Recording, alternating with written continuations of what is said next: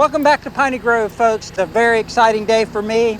This process started many months ago, talking to Tractor Tools Direct, and they provided us everything we need out here to be self-sufficient in making our own hay. So we can't thank them enough. All they've asked us to do is use their equipment. I don't have a script. I've had to learn this from the owner's manual just like you would. Last year I used what's called a sickle bar mower. So a friend of mine lent me his John Deere tractor and his sickle bar mower and his wheel rake and a baler similar to the one that Tractor Tools Direct, the IBEX TX31 that they provided for us. And we baled our hay out here and we learned a lot. But I've never used a drum mower before except to do a demonstration video and to familiarize myself with the mower. So today I'm gonna go slow as I work through my mental checklist, make sure I have it all set up correctly. I bought a new top link because I found that the top link I've been using on this Kubota L3901 was at its full extension. And the way a drum mower works, it actually rides along the ground, and you want the drums to be angled up a little bit so that the cutter blades don't hit the dirt. So in order to do that, you've got to extend your top link, and my top link was no longer extendable. So I got a new top link from Tractor Supply, and I think I got everything set up. I'm just going to tighten up the connections, just do a quick check. This is make sure I get the model right. It is the FRG 130. So this drum mower is made for compact tractors, but I don't recommend you use it on anything less than a large frame compact tractor. And by large frame, if you're familiar with the Kubota, I would say L series or bigger. If you're familiar with John Deere, I would say 3 series or bigger, just because this is a very heavy mower. And also your tractor needs to have a lot of ground clearance because this mower is going to swing out, and I might even have to adjust my 3-point arms to kind of cheat and get it a little higher because you don't want it to dig in. And if you don't have this ground clearance, you're going to start off low with small tires and you're not going to be able to set it up properly. And they have smaller mowers out there you can use on subcompact tractors, so check them out. We'll put a link down below. Check out all their mowing equipment. And Pat and Marty out there, they will help you out. Give them a call. Say, man, this is what I got going on. I got 10 acres I want to mow. I've got a John Deere 10 series. What do you recommend? And they will set you up with the right hay package. But we're going to use the Kubota to mow and likely use the Summit TX25 to do our raking, and then we'll probably use the Summit to bale hay. So those videos will be coming up in the next few days or the next couple of weeks, so be on the lookout for them. But let me get this thing set up and then start my first row of cutting with a drum mower. Since the video I put out a couple months ago, I haven't looked at this mower. It's been sitting in the shed under cover, and I just gotta make sure that I remember everything that I'm supposed to do to set myself up for success. So I know this here is a travel lock, so I've unlocked that, and that lets the mower go up and down on this end like that. So I've loosened that up. This here is a travel lock, so it doesn't go up and down, but you want it to go up and down in the field. So I take that travel lock off. This is what you use to change the blades. It's got brand new blades on it. I've got the kickstand in the up position right here. So now I got to fasten the breakaway.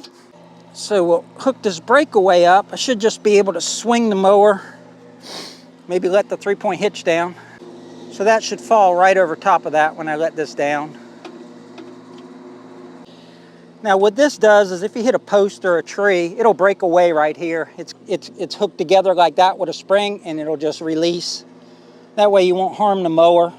Probably going to scare you though if that ever happens. If that ever breaks away, I'm thinking that's going to be quite a bit of force. If you want to know all about how this drum mower is put together and how it should, you put the blades on and all that, check out my other video. But a drum mower has, this particular one I think has four or five blades on the drum. This drum actually rides on the ground, tilted up at an angle, and it just goes along and cuts this grass, throws it to the center. So this one swirls that way, and that one swirls that way. All the grass goes to the center. And this is also a conditioning mower, so you see where these pieces of metal are angled, and what they'll do is they'll take the grass clippings and kind of crisscross them behind the mower and leave you a windrow, and that conditioned grass will dry quicker than if you just cut it and let it sit straight on the ground behind the drums. They say fortune favors the bold, so let's let her rip, Tater Chip.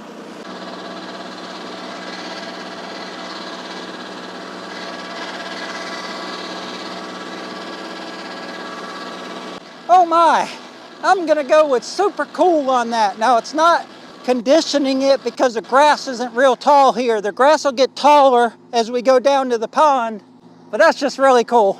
I'm fascinated by this thing. So I put it in 540 PTO, so that's what it calls for. And I've just got it riding on the ground there, and it's not digging in at all. It's cutting cleanly. And I just can't wait to get to this thick grass up here. I've done a few rows, and before I forget, I thought I would share some of my thoughts with you. So as I suspected, it doesn't windrow or condition very well with short grass, but you're not gonna make hay with short grass anyway. This is our tallest grass right now, and the conditioning part looks really good. We'll get closer and talk about that. But I wanna talk about the mower itself for a second. It's a heavy mower, and that's a 39 horsepower tractor. 32 horsepower at the PTO because it's hydrostatic drive and it robs some of that engine horsepower. And I actually stalled the tractor with the tractor at about 1500 RPMs. I stalled the tractor engaging the mower, so I gotta have the RPMs up around 2000. So this mower is no joke. You can see it's tilted. We've talked about that already. That's working out real good. I'm not scalping anything. Got some good footage of the way that it cuts and also how much, like especially when you're in short grass, how much comes up over the front, but when you're in tall grass, it tends to stay underneath. This is the windrowing or conditioning effect, and I'll get closer on that, but I wanted to show you this because I was really working on how far away I got to keep my tractor tires from the new grass. And this little mohawk here is for me putting the rear tires right against the grass here. So you got to maintain about 6 to 12 inches. I would say 1 foot will be perfect. There's a little bit of overlap there with 1 foot, so you'll lose efficiency. But I think 1 foot away will keep you from leaving this mohawk. Because after you pick up all your hay, you want your field to look good. You don't want a bunch of mohawks there.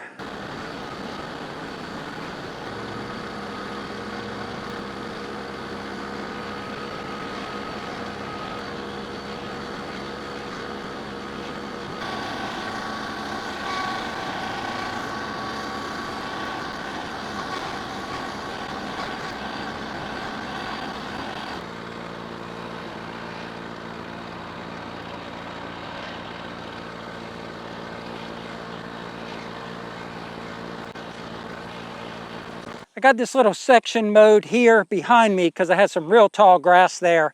So what I figure is when I rake, I can rake in kind of an L pattern, and I should be able to get a long enough windrow so that I can get maybe 1 bale per pass.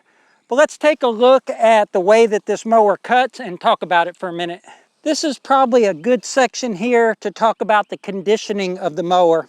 So earlier we talked about the mower had those fins on the side of the drum, and the drums turn in towards each other. So all the grass is being collected and funneled towards the middle of the cutter.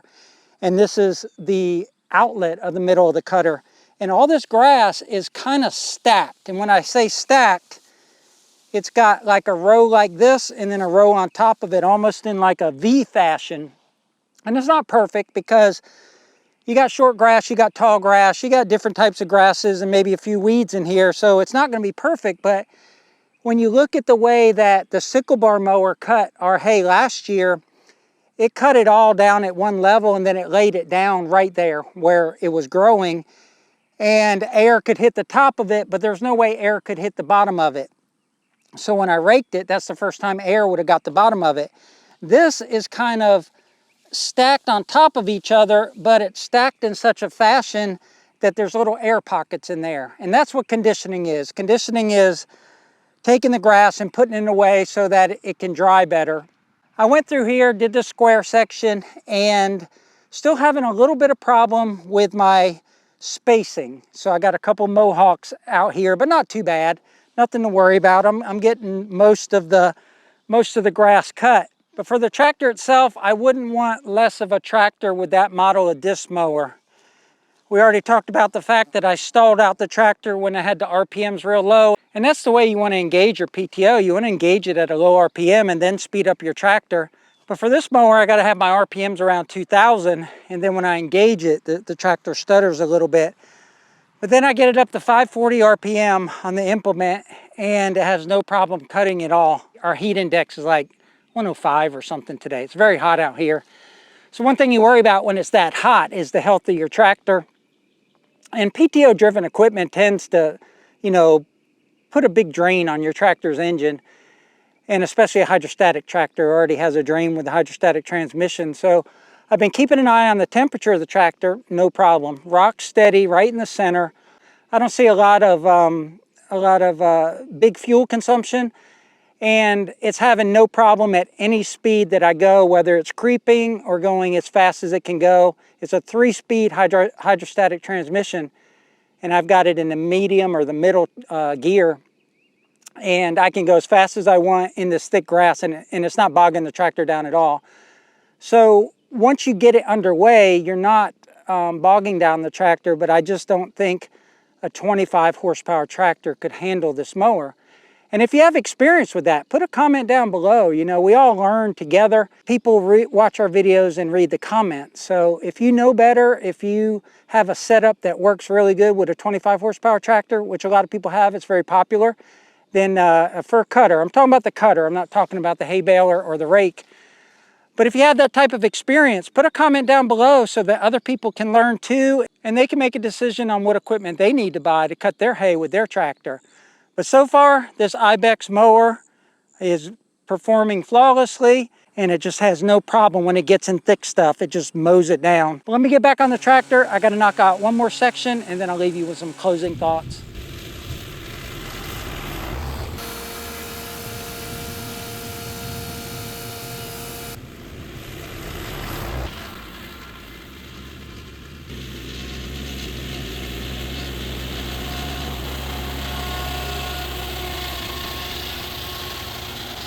That's what it looks like after it's mowed. You can see I got a couple mohawks out there. I'm still learning how to keep my distance away from the road that I've already cut. But with any piece of equipment, farm equipment, lawnmower, whatever, there's a learning curve, and you just can't expect to get on something new or use something new behind your tractor that you've never used before and get it perfectly right the first time. But I'm a lot more comfortable now than I was at the beginning of this video. I feel like I understand how it's supposed to work, what I can and what I can't do with it. Definitely wear safety glasses. I'm not talking sunglasses or something cheap, but wear safety glasses that are impact resistant, because I tend to look back a lot. I'm always wanting to check on my equipment, just make sure that everything's still the way it's supposed to be, it's cutting the way it's supposed to be. And some people are more confident than me, and they will just go. I mean, Deb is out there on the zero turn right now. She just goes. She's got her music on and she just goes. But not me. I'm always looking back. And because I'm always looking back and one of those mower blades is slinging towards you, if you hit an ant hill, maybe you have mole hills or aardvark hills or whatever, or rocks, those things come at you. And I hit an ant hill and I had stuff pepper my face, but I had my glasses on. But other than that, a great day of mowing. I feel much more comfortable now. Shout out to Tractor Tools Direct for providing all the haying equipment out here in Piney Grove. Check them out. There'll be links down below. But until next time, y'all take care out there. And remember, life's short, tractor hard. I was just sitting here reviewing what I just said, and I said aardvark. I don't even know where aardvarks are. I meant armadillo.